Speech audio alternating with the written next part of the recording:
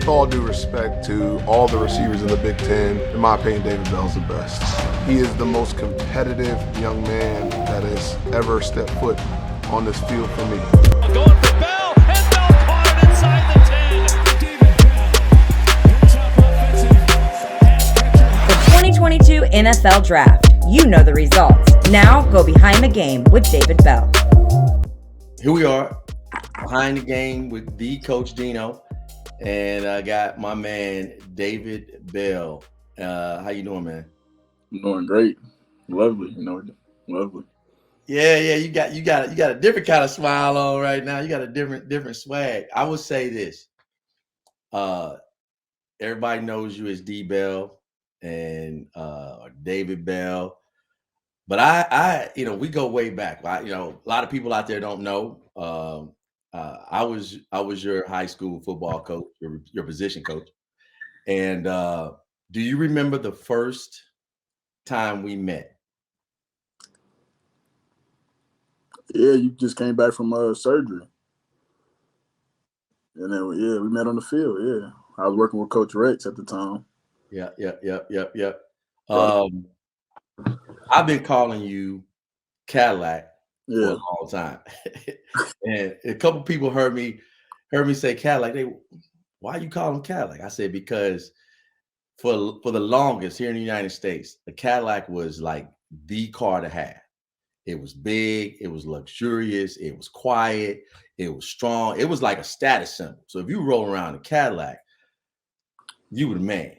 So that really kind of describes your game to me. I watched you play and like you were quiet, you were smooth. And I said, that dude, he just he's smooth like a Cadillac. So that's why I just kind of, that's where that came from. And I'm like, this dude's going to do great things. Actually, the first time we actually met, you were a freshman and I came to your practice. Your freshman practice, and I asked, who was the freshman coach? Coach Jester. Yeah, Coach Jester. He said, "Man, you got a guy down here, man. You got to come and take a look at." So I go down, and I think that practice you did everything. You played quarterback, you receiver, DB, you punted. You returned it, but I was like, damn, what can't this dude do? And that's really the first time I laid eyes on you and actually saw your game. So it's not a lot that's changed. You were the man then, you the man now. Let's talk about your time briefly at Warren Central. You set a lot of records. You were on some good football teams. Tell me about your time there at the Dub C, the Far East Side. What was that like? It was great. I mean, but coming in, I wasn't supposed to come there. I was supposed to go to Chatard. So you feel me? But I'm glad I did. I'm glad you mentioned that. We'll get back to that. I'm glad you mentioned it. I'm gonna piss some Chatard people off in a minute. So coming in, I didn't really know what to expect. I mean, coming in, I didn't know I was gonna play varsity. Like my cousin, he played football for Warren earlier, and he was like, they don't let no freshman play varsity. But me and my grandma was sitting in the kitchen. We was like, watch, I'm gonna be the first one to do it. But I didn't know Finch already did it. So that freshman year, it was tough. We had some hard hitters. Like practice was brutal.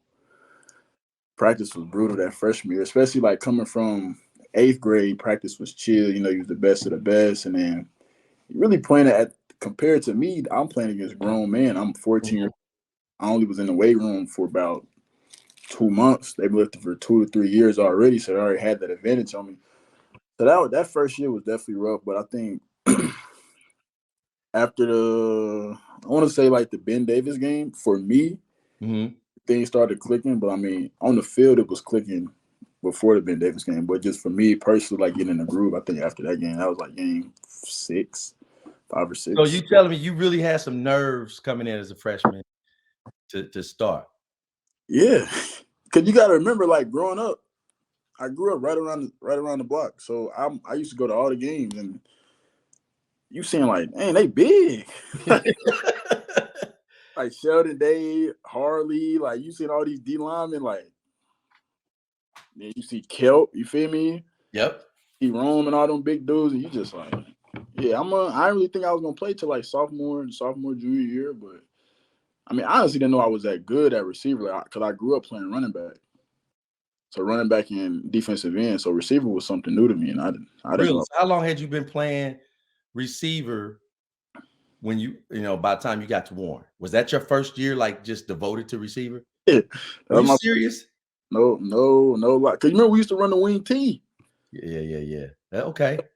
Every little league, we run the same offense, wing T.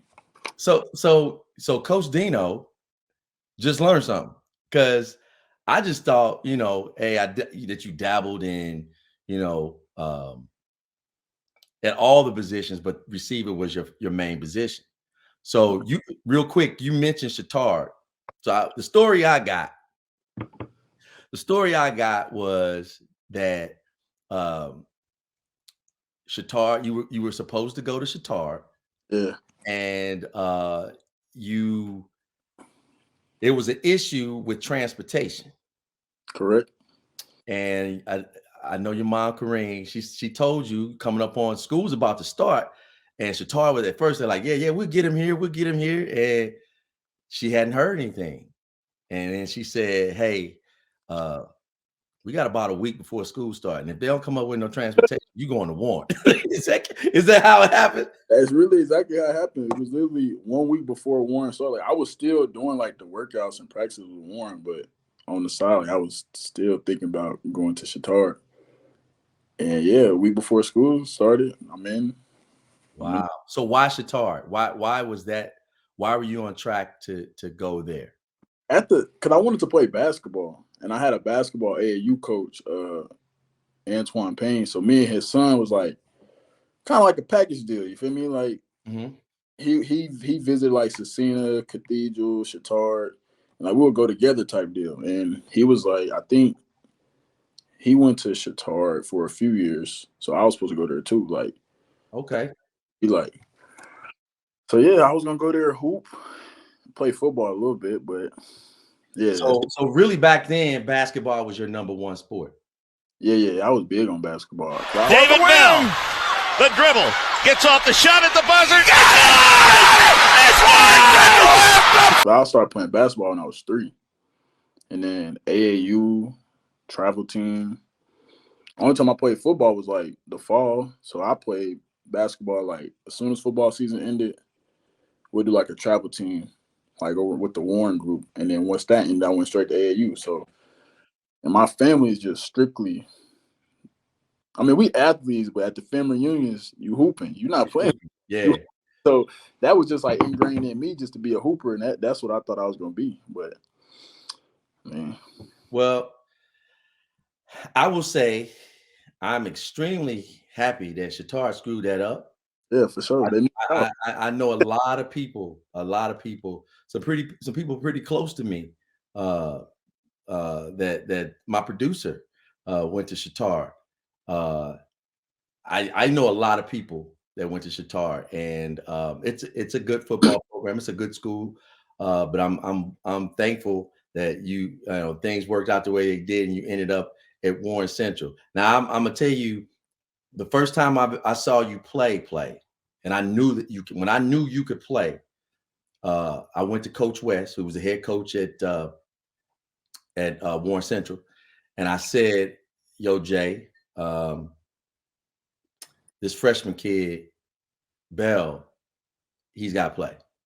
Now, at that point, I had spent 5 years at Lawrence Central, and that was my second year at Warren. I had never ever even considered playing a freshman ever, and we had a pretty decent wide receiving core. I mean, the guy that was the guy spot that you took, Montez Brown. Tez was like 6'3". He was a good football player, but he didn't have the best summer camp that year. And I remember telling everybody, the group, as I tell every group of receivers every year. Ain't nobody's spot safe. You better come out here and you better work. And I said, this young freshman is hungry. He's going to come up here and he's going to take somebody's spot. So then I invited you to come up 2 days a week to start out. And then the first one-on-one against the DBs. Yeah. Do you remember who you went against? Yeah, I went against Dijon Anderson. They tried to feed me to the wolves right off the Hey, I threw you out there and you did your thing. We run a goal line and I said, hey, Dijon, you come up here. Because if you who I think you were, you need to see the best competition. He's one of the best DBs in the state. And you did your thing. You broke him off. You scored on the first play. And he goes back and say, oh, no, I was just playing. I'm serious now. I'm gonna show you how to handle this freshman. He's talking trash. And then you come back and you did him again. And after you did it again, he comes to me, he walks over to me, he say, Coach, keep him. He's straight, legit. And from that point on, man, it was down, it was all downhill for you. Rest his soul. Dijon's no longer with us, which tell us about why you were the number 3. You wore the number 3 at Purdue. Yeah, so the reason I wore 3 was just to honor Dijon. He had the opportunity to play at Southern Illinois, but it was cut short due to gun violence. So I reached out to his mom, like, would you be okay with me wearing 3 in college? She's like, yeah, of course, and everything just worked out. 4 was already taken because Rondell had it. 3 was one. They let me get it because I told them what happened. I told them the story, and the rest is the rest. And now I'm trying to get number 3 now, so hopefully everything work out. Well, I don't know how that's going to work out, but I would think with the story behind, why you want the number 3. Yeah. I think that might play a role in it if you're able to secure that number. One last piece about the Warren Central period of your career. Let me see if I can come up with some stats. In high school, you had 240 receptions, 4,467 yards. For all you people like me who are mathematically challenged, 4 years and over 4,000 yards, that's averaging over 1,000 yards a season. That's very, very, very hard to do. It's hard to do in any level of football for a receiver. But that was, and we think about how many games we were blowing teams out in your career. And I pulled you out the game.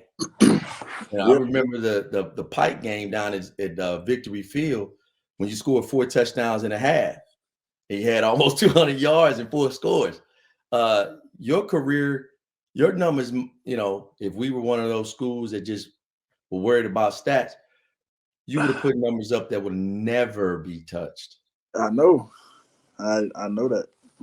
And you scored 57 touchdowns. So needless to say, you finished your career in the state of Indiana as the number 2 all-time leading receiver in high school football. And then you take your talents to West Lafayette. And so talk about why West Lafayette and what your experience was like there. The main reason why I chose to go to Purdue was for my grandma, just so she can be able to come to the games and see me play in person and experience that college environment and stuff like that. And then also just seeing what they did the previous year with Rondell, the way they used him as the receiver. I knew that me and him can be a good 1-2 punch coming in. But coming in, it was tough. It's the very first practice, I pulled my hamstring, but I didn't really know what a hamstring was. So I practiced through it, you feel me? Then 4 or 5 days later, I'll pull it again. I can't go through it. So that set me out for a minute because in between the recovery process, I pulled the other one and I kept pulling both of them back to back. So I was out really 2 months for the hamstring. Wow. missed the whole fall camp. I came back with like a week before classes started. That's when I came back. So yeah, it was tough at first. I mean, but they believed in me because even though I pulled my hamstring, like I made a freak catch like on a pull hamstring, and then yeah, he gonna play for sure. So, that was a good sign though, but yeah, it was tough. But once the season started, like, everything was just groove. Like once I understood how to like properly take care of my body and what I needed to do before games, after games, like stuff like that, everything was good. Like school was cool. I mean, it's freshman year, so we was just saying general classes.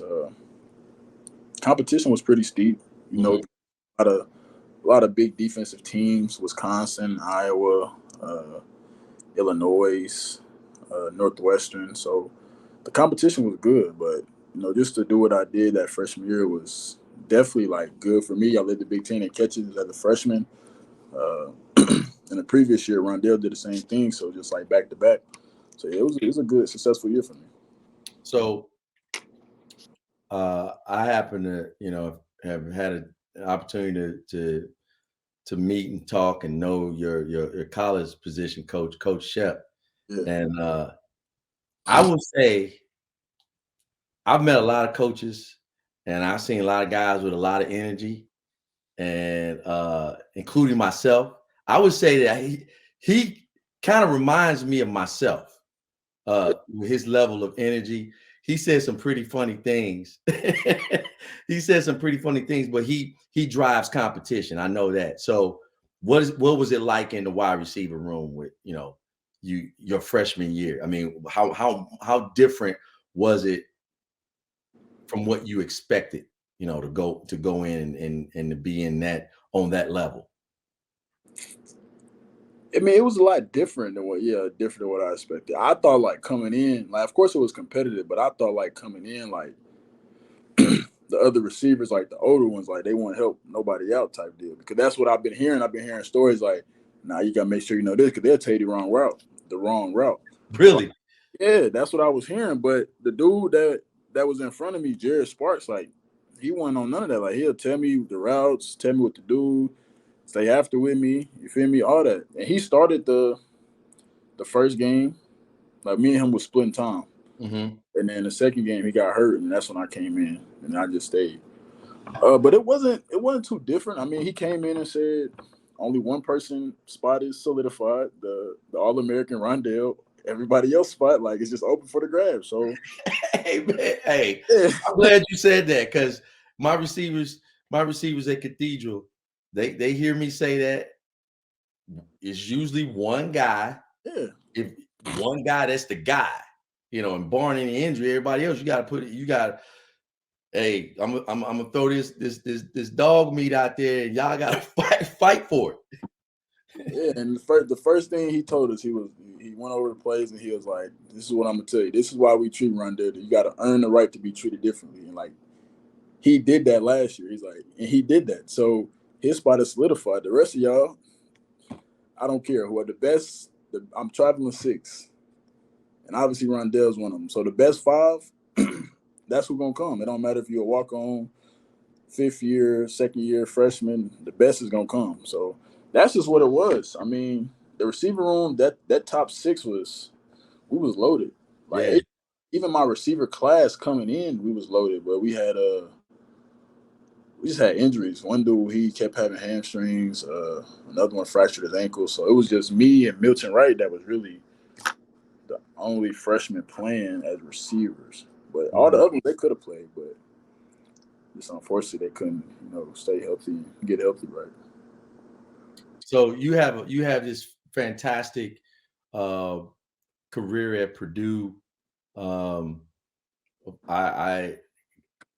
was blessed to go to a few games, and the one game, my first game that I came to, I traveled up to Iowa, and you're playing Iowa Hawkeyes, and I was really hoping that Juju was going to play all the way up there. I'm thinking, oh man, this is going to be good, because people don't know when you were at Warren, and so Juju, his real name is Julius Brents. He was defensive back, and he graduated a year ahead of you. And the only guy that there's been two guys that I've seen that I said, this guy can really hang with David, play in and play out. Yeah. There's going to be some, David's going to win some, he's going to win. And those two players were Julius Brents and Russ Yeast from Center Grove. Russ couldn't guard me. Woo! Russ couldn't he was a senior, you were a freshman. Nah, I was a sophomore. Were you a sophomore then? Yeah, he couldn't check me. Nah. Okay. So in your opinion, he was good. Juju was really the only guy. Yeah. Okay. Definitely. It was just because he was like, long. He was long, yeah. He's a pro though. Yeah, he had a pro body when he was 17. Yeah. I mean, he jump high, he fast, quick. I tried to get him to come over there on the bright side and be a receiver, and he wouldn't do it. Can't catch, coach. I know. He can't catch. I know. Receiver coaches, man, we always thinking that we can take that level because he was such a good athlete. You know, he ain't got it. Hey, you might see him again, right? He's in. I think this is his last year at Kansas State, and I'm wishing him success. But watching you play in that Iowa game, and I mean, I don't think that's the first time I've ever been like a fan, like not coaching you, watching you play live. I've never like sat in the stands and watched you play. Yeah. So it was kind of like, I'm like, okay, I think he need to do this and he need to do that. And your mom was kind of looking like, just let him play. I'm always in coaching mode, but you torched them. You torched them, and then they kind of went away from you. And at the end of the game, I asked Coach Shep, I'm like, how come y'all didn't just keep feeding him the ball? And he didn't want to get into all that, but but how did you feel? At what point did you know that, or did you ever think that you could be that dominant in a game on that level? It was definitely that game. I mean, the week before, I think we played Maryland. Mm-hmm. So it's for like 9 and 120. So I got Big Ten freshman of the week. But like growing up, well, not growing up, but like the last 2-3 years, Iowa always had those top DBs, whether it was King, Jackson. So I'm like, yeah, it's a big matchup. Like, their defense is always one of the top defenses in the nation. And going in, I was like, man, it's going to be a tough one. But, like, once you get on the field, you remember, like, everybody human, you feel me? You put in the same work as me. So once I came in with that mindset, that's just really when it took off. And for me to have that game against that defense, it was just like, okay, yeah. Like, I know I'm good. I know I can be one of the best to come through Purdue and be one of the best to play in the league if I just keep having that same mindset. Yep. Well, it's working for you. So at Purdue, you had 232 yards. 232 receptions, almost 3,000 yards, like 29:46, and you had 21 touchdowns. You put up some big numbers at the college level, at the high school level. What was your favorite or best moment while at Purdue? And I'm going to ask this whether it be football or non-football. No, I'll tell you what. Give me football and non-football. You got to smile. You got something. Best experience at your time at Purdue, football moment and non-football moment. I think football would be, beat Michigan State this previous year. They was number 3 or 4. 3 or 4. Yeah. But it wasn't even just beating them. It was just like the aftermath of it.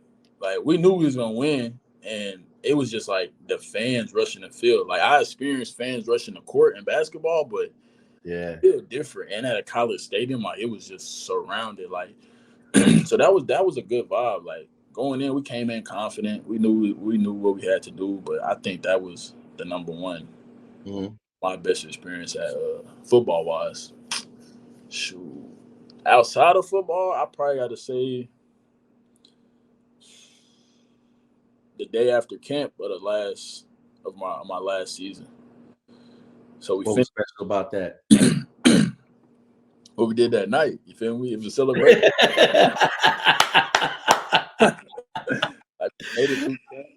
I got you. Everybody's back on campus. It's the Saturday before school starts, so everybody's back on campus. So that was just what's on to remember for sure. That was a good time. So how would you describe your overall college experience? Is it what you thought it was? You thought it would be more? Freshman year, I had like big expectations. Didn't like the personal life didn't really equal what I thought. So, and then the COVID year happened, so that sucked. But I think my freshman year, it was just because I was more of a shy, didn't talk to nobody person. You feel me?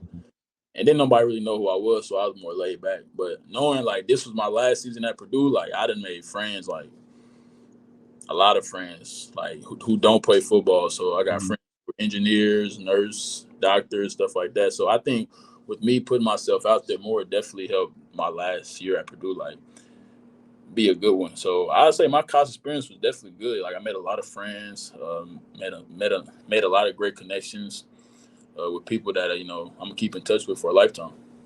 And that's the key, man. Building relationships, man. I don't care what you do in life. If you build relationships and put yourself around good people, man, good things are going to happen. And so let's talk about fam. I remember when I met your grandma the first time, and you see a granddad, I call him Mr. B. Mr. B, he come out to almost every single practice at Warren. Yeah. And I think starting your sophomore year, he would always, hey, Coach, West Lafayette. He was on Purdue before you was on Purdue. Yeah, facts. And I enjoyed talking to him. And I remember your freshman year when I wanted to play you as a freshman. And I think Coach West said his grandma want him to play. That's going to be a tough sell. And I remember for about 2 weeks talking to your granddad, and your grandma come out every now and then. I say, I got him. He's special. He's different. And she said, well, that's my baby. Coach, you can't let none of that. He's not big as those other kids. I said, yes, ma'am, I know. I say, but he's better than everybody on the football field. And I got it. Even your mom was like, I don't know. And I say, you gotta let him be him because he's special. Special people do special things. And I remember your first touchdown. I remember after that game, after you scored your first high school touchdown, and I think we ended up winning the game. And I was talking to your mom and your granddad, and I said, I told you. And your granddad's like, well, that's one game. We gonna see about the rest of them. Yeah, for sure. So how do they feel right now with where you are in life and in your career? They're definitely happy, not only because what I'm doing on the football field, but also like outside of it, whether it's school and the community and things like that. That's really what they're most proud about. I don't really, and they understand I play football and they're proud of that too. But just the way that I carry myself off the field, and I was always taught growing up, like once you leave the house, you're not just representing yourself, you represent everybody in your household. So they of how I handle myself off the field if things aren't going my way or they are going my way, just to stay humble and stuff like that. So they're definitely proud of me and they're excited for this next chapter in my life. That's awesome, man. And people ask me like, well, what is he like? I say he's just a laid back dude, mannerable, head on his shoulders. I mean, me and my buddies, when we talk about it, of course we talk football, but the thing I'm sort of like your family. I mean, I am as proud of what you've done non-athletically. You set a goal You said you wanted to graduate in 3 years. You set that goal, and it ain't easy. This is not a community college you went to. This is a straight up legit higher institution of learning. One of the best universities in the country. You set a goal for 3 years. When is graduation? A couple weeks. Yeah, May 15th. Yeah. Walking across the stage, or are they gonna mail it to you? No, I'm gonna be there. Okay. And then another goal you had was to get drafted and play in the National Football League. You check and check. Talk about what the draft process was like. Like the whole thing, or just that day? Just the process of preparing for the draft. It was a lot. It's a lot. Don't too many people know. It's stressful too. Tune in Sunday, May 15th at 6 p.m. to hear the rest of David's journey to the NFL on Behind the Game with the Coach Dino.